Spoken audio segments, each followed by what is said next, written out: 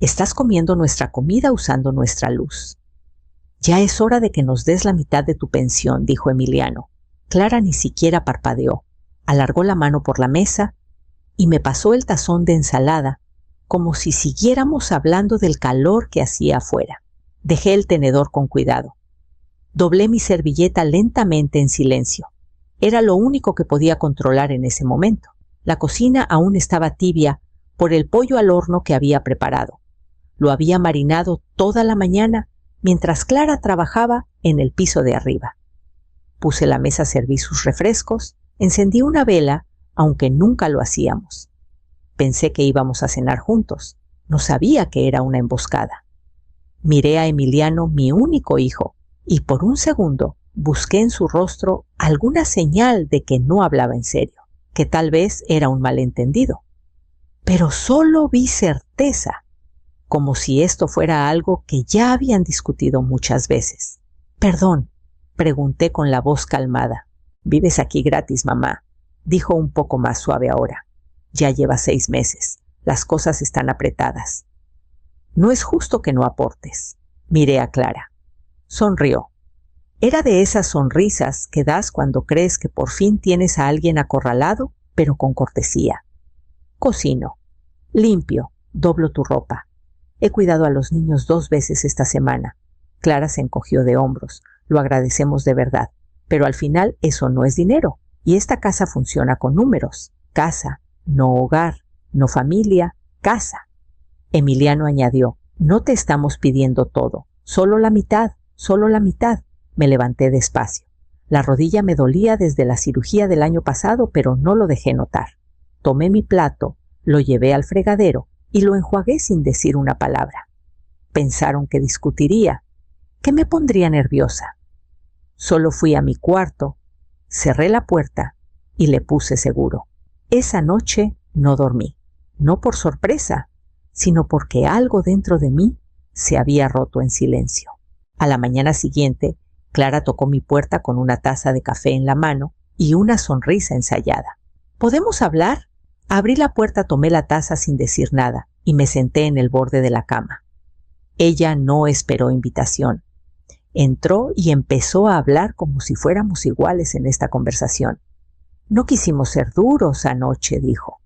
«Solo hemos estado revisando el presupuesto y, bueno, es práctico. Todos aportamos». «¿Todos?», pregunté. Asintió. «Sí, así funcionan las familias ahora. Cada quien pone de su parte». «¿Y cuál es tu parte?». Clara, pregunté, tomando un sorbo del café. Estaba demasiado dulce. Siempre le ponía azúcar sin preguntar. Su sonrisa se tensó. «Emiliano y yo pagamos la hipoteca, los servicios, la escuela de los niños, el seguro. Todo suma. Solo pensamos que tenía sentido. Llevas un tiempo siendo nuestra huésped». Incliné la cabeza. «Huésped». No se inmutó. 6 meses es mucho tiempo. «Nos encanta tenerte aquí, pero está empezando a afectar nuestras finanzas». Mantuve la voz tranquila. «¿Tú o Emiliano dan la mitad de sus sueldos para esta casa?». Clara parpadeó. «Bueno, no, pero eso es diferente». Como no respondió, solo me miró esperando que se diera. Como si esta charla terminara conmigo pidiéndoles disculpas por ser una carga. Puse la taza en el tocador. «Gracias por el café». Captó la indirecta y se fue sin decir más. Abajo la oí hablar en voz baja con Emiliano. No necesitaba escuchar las palabras. El tono era suficiente. Justificación. Acuerdo. Sin dudar. Más tarde, Emiliano subió y tocó una vez antes de abrir la puerta a medias. «No queríamos molestarte, solo pensamos que lo entenderías». Lo miré a mi hijo y me di cuenta de que ya no sabía quién era. «Lo entiendo», dije. «Perfectamente». Y fue entonces cuando decidí que necesitaba descubrir qué más no me estaban diciendo. Cuando Emiliano tenía 9 años, yo trabajaba en 2 lugares. De día en la Biblioteca Pública de Coyoacán y por las noches ordenando libros en el archivo de la universidad en Ciudad Universitaria. Traía a casa los pastelitos sobrantes del comedor de los profesores y él pensaba que eran un lujo. Nunca le dije que algunas noches era nuestra única cena. No tomé vacaciones. No reemplacé el refrigerador cuando empezó a zumbar demasiado. No me compré el abrigo que quería cuando él necesitaba tacos para fútbol. Y cuando tuvo neumonía en su segundo año de universidad y no podía pagar el deducible, vendí mi anillo de bodas en una casa de empeño a 2 colonias de distancia. Sin preguntas, solo un adiós silencioso a algo que ya no me consolaba. Nunca lo hice sentir culpable. Nunca mencioné los sacrificios. Solo sonreí cuando se graduó, aplaudí más fuerte que nadie y enmarcé su título como si también fuera mío. Años después, cuando me caí en el porche y me rompí la rótula, él fue el primero en llamar. «Ven a vivir con nosotros un tiempo», dijo. «Será más fácil. No tendrás que preocuparte por nada».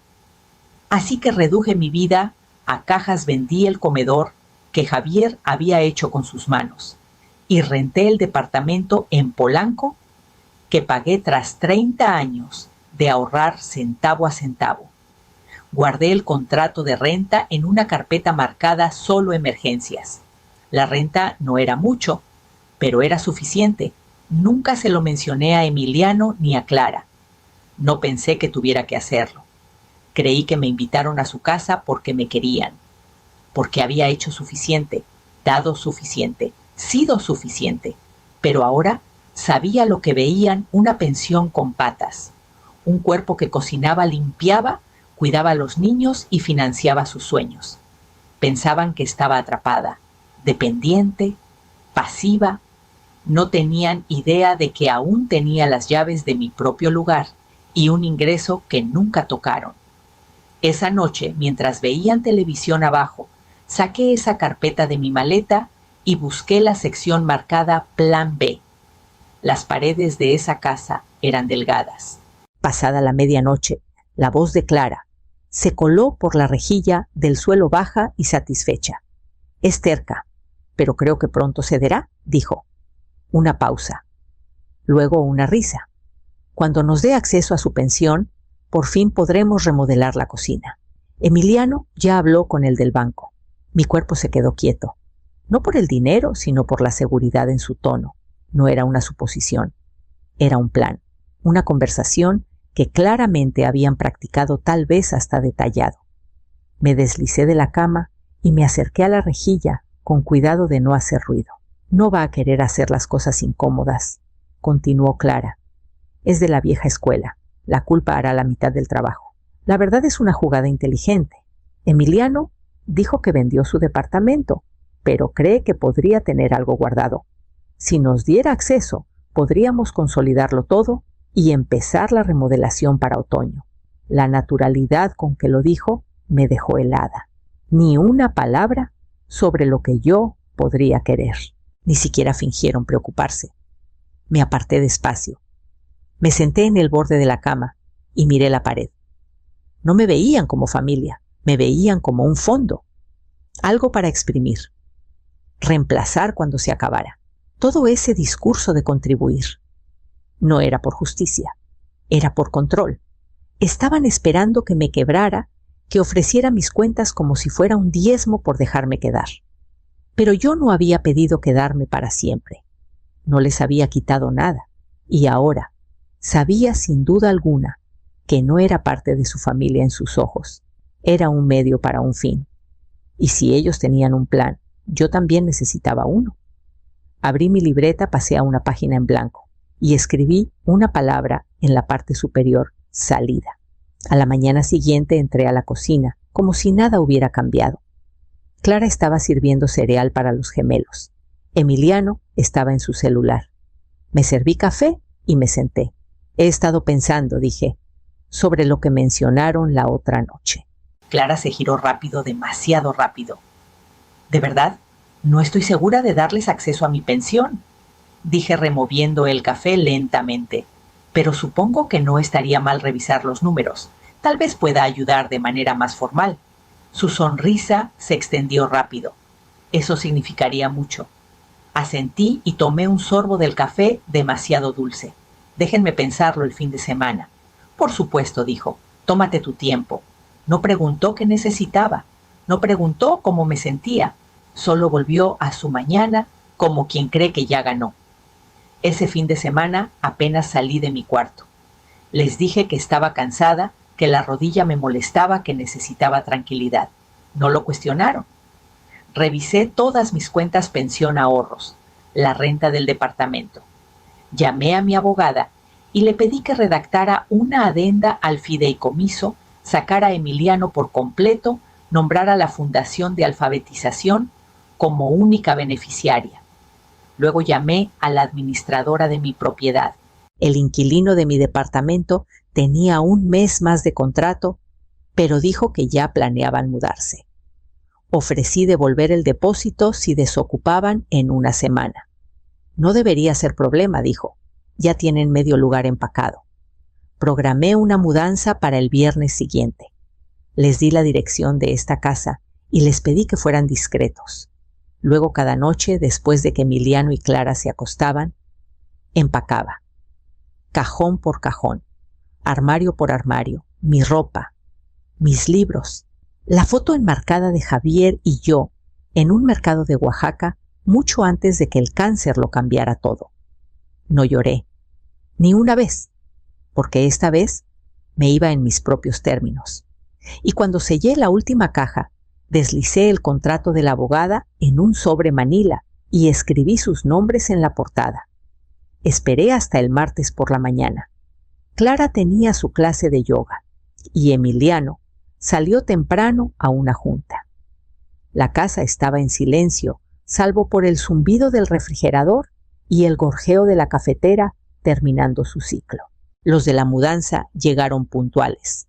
2 hombres amables y eficientes bajaron mis cajas por las escaleras traseras y las subieron al camión sin mostrar sorpresa. Había etiquetado todo, nada en las áreas comunes, solo lo que había en mi cuarto.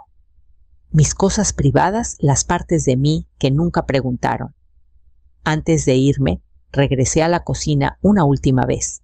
Ya había limpiado la encimera, cerrado cada gabinete. La luz entraba suave por la ventana sobre el fregadero. Abrí mi bolso y saqué el sobre manila que había preparado la noche anterior. Lo coloqué en el centro de la isla de la cocina. Adentro una copia de mi fideicomiso, actualizado, firmado y notariado. La tarjeta de mi abogada guardada detrás del documento. Y una nota escrita a mano en papel sencillo. Si familia significa dinero, les sugiero que busquen un inversionista. Sin enojo, sin acusaciones, solo la verdad. Salí de la casa y cerré la puerta con llave. El clic sonó más fuerte de lo que esperaba. No miré atrás. El trayecto a mi departamento en Polanco tomó menos de 20 minutos. El inquilino se había ido la noche anterior. El aire olía ligeramente a aceite de limón y pintura fresca. Mi nombre seguía en el buzón. La llave aún encajaba. Entré, dejé mi bolso en la mesa del recibidor y me quedé ahí un minuto entero respirando el silencio. Nadie llamó esa mañana. Nadie mandó mensaje. Aún no sabían que me había ido. Pero cuando lo hicieran, cuando llegaran y vieran ese sobre, esperaba que leyeran cada palabra. No solo la tinta, sino los años detrás de ella. Y esperaba que entendieran por fin lo que habían perdido.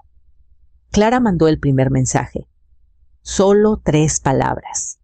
¿De verdad te fuiste 1 hora después? Emiliano llamó. Dejé que sonara. Luego otro mensaje. Deberíamos hablar. Y luego nada. No respondí. No necesitaba hacerlo. El departamento se sentía más pequeño de lo que recordaba, pero más cálido. Pasé la primera tarde abriendo ventanas, dejando que el aire fresco espantara meses de quietud. Llamé a un pintor y pedí un verde suave para el cuarto, algo tranquilo, algo que no pidiera permiso. Al día siguiente, Rosa vino con una charola de tamales y una sonrisa que no hacía preguntas. Nos sentamos en mi pequeña cocina y tomamos café fuerte en tazas desportilladas que habían sobrevivido 3 décadas. Habló de su nuevo jardín. Escuché. No le conté todo, solo lo suficiente. Qué bueno que estás en casa, dijo antes de irse. Te ves como tú otra vez. Esa semana pasé por el súper por jabón para trastes y zanahorias. En la sección de frutas, escuché una voz conocida antes de ver el rostro. La mamá de Clara. Sostenía una bolsa de limones hablando con alguien a su lado, pero cuando me vio, sonrió como si fuéramos grandes amigas. Vaya, vaya, dijo lo bastante alto para que el dependiente volteara. Me enteré que te mudaste. Debió ser bonito vivir de gorra tanto tiempo. No parpadeé. No me inmuté. Solo sonreí. No del tipo cortés. Del tipo que dice no sabes ni la mitad y nunca lo sabrás. Esperó una reacción, pero no le di ninguna. Solo me giré, tomé mi canasta y caminé hacia la caja. De vuelta en casa, guardé los mandados y me senté en el sofá.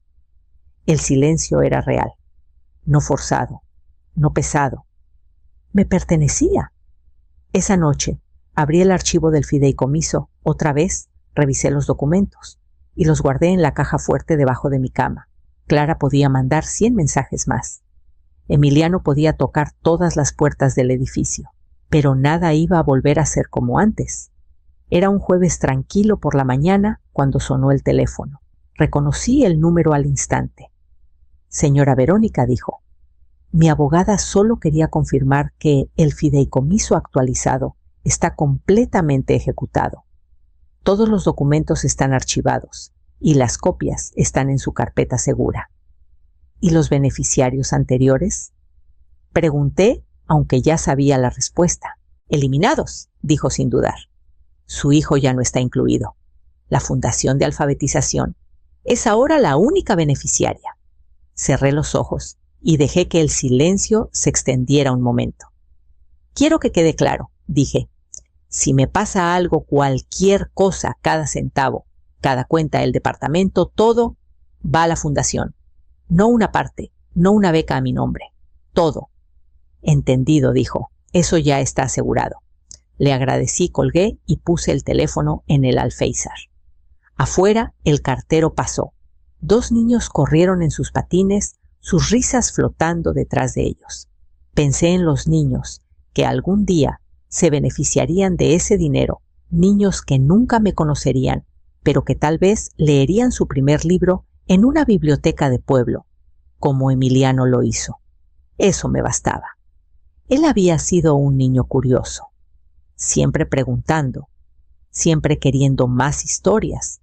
Solía pensar que eso significaba que crecería, valorando el conocimiento, entendiendo lo que significaba ser moldeado por palabras. Pero en algún momento dejó de leer, y yo dejé de ser alguien a quien escuchaba. Eso dolía más que la pensión. Preparé una olla de café y saqué mi viejo ejemplar de La casa en la calle Mango, mi copia. Gastada, anotada y llena de recuerdos. Leí 1 hora sin interrupciones. Esa tarde tomé la confirmación del fideicomiso, la metí en la misma caja fuerte que mis otros documentos y la cerré. El pasado estaba oficialmente atrás. El futuro ya no pertenecía a quienes intentaron sacarme. Y aún así, de alguna forma, sabía que no habían terminado conmigo. Lo vi desde la ventana del 2º piso antes de que llegara a la puerta. Emiliano estaba en la entrada del edificio, moviéndose de un pie al otro, sosteniendo una carta, como si pesara más de lo que debía. Se veía mayor, o tal vez solo cansado. Miró hacia el 2º piso una vez, pero no lo suficiente para notar el borde de la cortina moverse. No bajé. Estuvo ahí unos 5 minutos. Luego, sin tocar el timbre, sin intentar llamar, caminó al buzón y deslizó el sobre. Y se fue. Esperé hasta que dobló la esquina antes de ir por él. La carta estaba escrita a mano, no desordenada, no apresurada, pero ensayada, como si la hubiera reescrito varias veces antes de decidirse por esta versión. Mamá. Estábamos estresados. Clara intentaba planear a futuro. Tal vez fuimos muy duros. Nunca quise que las cosas se enfriaran tanto entre nosotros. Solo pensamos que ayudaría compartir la carga. Espero que estés bien. Emiliano sin disculpas, sin reconocer lo que habían dicho, lo que habían planeado. Solo un arrepentimiento suave, como quien te choca en el pasillo del súper y ni levanta la mirada.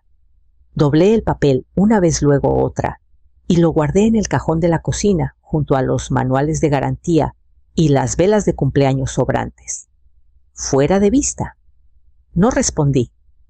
Él había perdido acceso no solo a mis cuentas o mi hogar, sino a mi confianza, al espacio en mi vida donde alguna vez asumí que siempre estaría. Gente como Clara no planea reconciliaciones, planea ganancias, y Emiliano había aprendido ese idioma demasiado bien.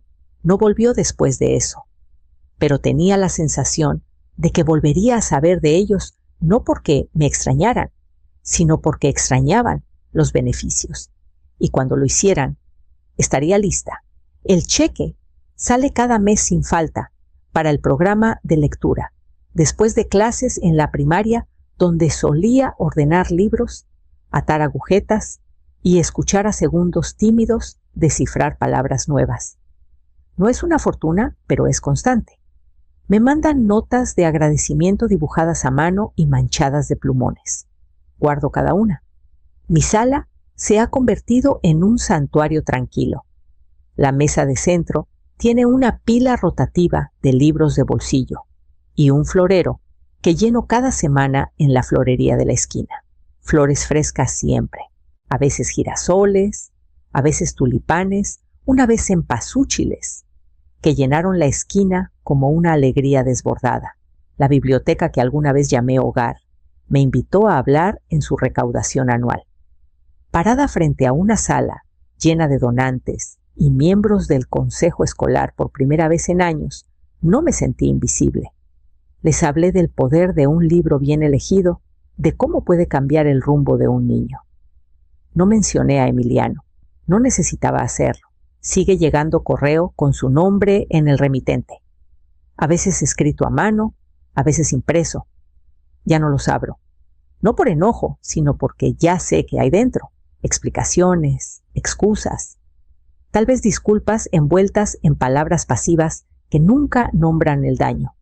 Se acumulan en una canasta junto a la puerta, sin leer, sin quererlas. No crié a un hijo para que me debiera dinero. Crié a un hombre. Se convirtió en otra persona. Esa pérdida es real. La llevo como una cicatriz bajo el abrigo invisible, pero ahí. Pero también llevo algo más paz. No la que viene tras el perdón, sino la que llega cuando dejas de rogar que te vean. Me sirvo café cada mañana, sin preguntarme qué necesitarán de mí después. Compro libros sin revisar cuentas ajenas. Elijo el silencio cuando me sirve. Y en esta versión de mi vida, todo lo que doy es realmente mío para dar. Y eso finalmente es suficiente.